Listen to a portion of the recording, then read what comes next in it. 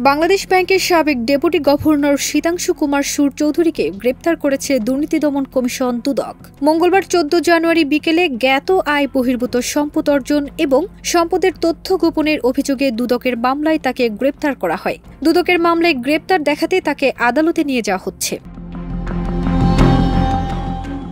এ মামলায় অন্য আসামিরা হলেন এসকে সুরের স্ত্রী সুপর্ণা সুর চৌধুরী, মেয়ে নন্দিতা সুর চৌধুরী। গত বছর 23 ডিসেম্বর প্রাথমিক অনুসন্ধান প্রতিবেদনের আলোকে মামলাটি করা হয়েছে বলে জানান দুদকের উপপরিচালক মোহাম্মদ আখতারুল ইসলাম।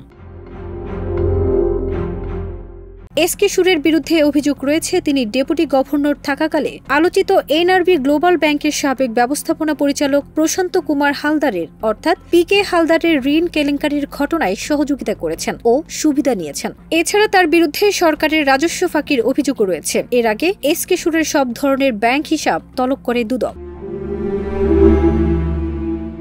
একই সঙ্গে তার স্ত্রী সুপর্ণা রায় চৌধুরী ও মেয়ে নন্দিতা সুর চৌধুরীর হিসাবের তথ্য চেয়ে সংস্থাটি গত 7 সেপ্টেম্বরের মধ্যে তা পাঠাতে সময় বেঁধে দেয়। ফারজানা নিকিতা, দেশ রূপান্তর।